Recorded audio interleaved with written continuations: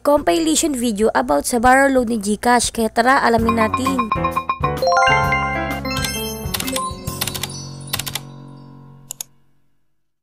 Inopen ko yung GCash ko kasi nga dapat magbabayad ako. Kaya pinindot ko itong borrow, pero pag pindot ko ng borrow is may napansin ako. Meron akong nakita na borrow load. So ayan, tinignan ko siya maigi, na curious ako kasi ngayon ko lang talaga siya nakita. Kaya ang ginawa ko is clinic ko siya.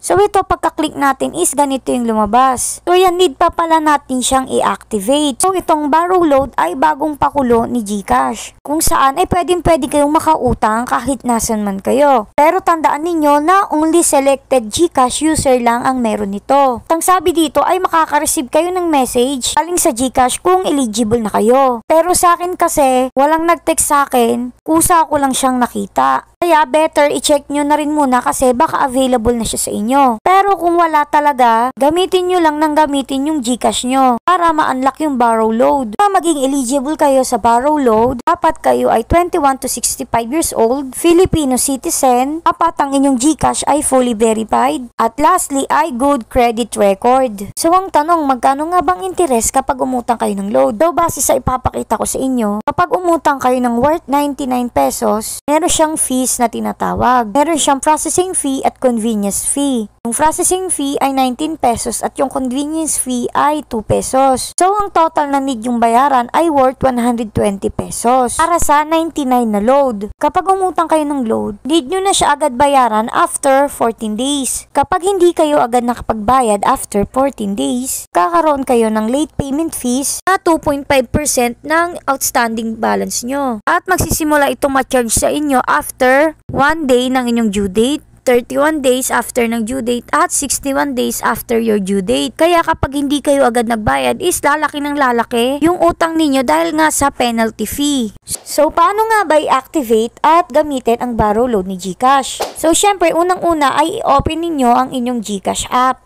At i-click nyo itong borrow. Pag na-click nyo na itong borrow, ay makikita nyo na dyan agad yung borrow load. So, i-click nyo rin yan. Pagka-click nyo yan, is ganito yung makikita nyo. Makikita nyo agad dito yung word na activate. At need nyo lang i-click yan. Pagka-click nyo yan is lalabas yung mga personal information ninyo. Kung nasigurado nyo na tama, ay pwede nyo nang i-check yung dalawang box sa baba. After nyan is pwede na kayo agad makautang. So dito kapag click natin yung borrow, makikita nyo dito na may dalawang ways para makauta kayo ng load. Pwedeng mobile load or broadband load. Dahil mobile load yung kailangan ko, kaya yun yung clinic ko. Tapos kung makikita nyo dito, meron silang 5 network na pwede nyong pagpilian. Ding Globe, TM, Smart, TNT at dito. So dahil Globe na yung akin, kaya yun yung pinindot ko. Tapos dito sa ilalim is need nyo ilagay yung number ninyo. Tapos i-click na natin yung next. Dito is pipili na tayo kung anong promo yung gusto nating i-load. Kaso kagaya ng nakikita nyo, ang minimum dito ay puro 99. Walang 10 pesos, walang 20 pesos, walang 50 pesos. Puro siya 99 pesos. Nga in the future magkaroon sila ng mas mababa sa 99 para hindi masyadong mabigat bayaran. So dyan din naman makikita nyo kung ano yung mga kasama sa load nyo. Kaya makikita nyo talaga dito kung ano yung kailangan nyo. So ito katulad nito, yung pinili ko is Go Plus 99 na may 8GB internet at only text na siya to all network sa 7 days. So dahil nga nakapili na ako, ay clinic ko na agad-agad yung borrow load. So dito sa Pay Now is makikita nyo na agad yung borrow. Kaya ayun yung need nating pindutin. Tapos i-click nyo na yung confirm. Kasi yan may resibo lang dito, yung details ng pag-loan, at ayan na, kung makikita nyo, na-receive ko na agad-agad yung text messages na meron na nga akong load. So dito kung makikita nyo, ang due date agad-agad ng aking borrow load ay sa May 28 na agad. Inutang ko yan May 14, dahil nga after 14 days, need nyo na siya agad bayaran. Kaya ang naging due date ko ay May 28. So kung makikita nyo din dito, kahit na 99 lang yung niload ko,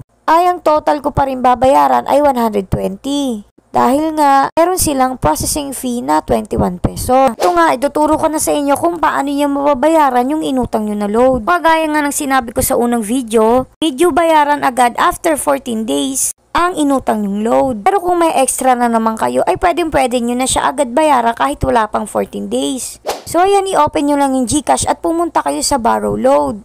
Tapos ayan, pag open nyo is makikita nyo na agad yung details ng inyong utang. So ayan, ang utang ko nga is 120. Makikita nyo na need ko na siya bayaran sa March 28. Tapos ayan, clinic ko na yung pay. Makikita nyo dito sa upper part, itong nakasulat na magkano ang gusto mong bayaran. To pay the total amount due or enter an amount below. So, ibig sabihin, hanggat hindi pa dumarating yung due date nyo, ay pwede kayong magbayad ng kahit magkano. Ayan, kung gusto nyo 10, kung gusto nyo 20, kung gusto nyo 50, or kung gusto nyo rin, bayaran nyo na siya ng buo. Sa inyo yan. Pero yung akin is, babayaran ko na lang muna ng kalahati, which is 60 pesos. Tapos yan, napipindutin ko na yung pay, at magpa-process na yan agad-agad. After nyan is may marireceive kayo na resibo. Kung mababasa nyo rin, meron pa akong remaining due na 60 pesos. Which is pwede ko pang bayaran hanggang May 28. Ayan, ibabak ko muna ulit siya. Tapos i-check natin ulit yung borrow load ko. Kung nagbago na ba yung need kong bayaran. So ayan, makikita nyo na 60 na nga lang talaga yung need kong bayaran. So may ilang days pa ako para bayaran yan. Tapos kung sakaling dumaan na yung May 29 at hindi pa rin ako magbabayad, kagaya nga ng sinabi ko sa naunang video ko, kapag nag-cash in ako sa GCash ay automatic na siyang makakaltas. Tapos magkakaroon pa ng late payment fees. Kaya dapat huwag kayo magpa-late payment. At kung talagang emergency lang, gamitin nyo lang itong borrow load. So ayun nga, sana nakatulong ang video na ito. Kaya thank you for watching. Yun na!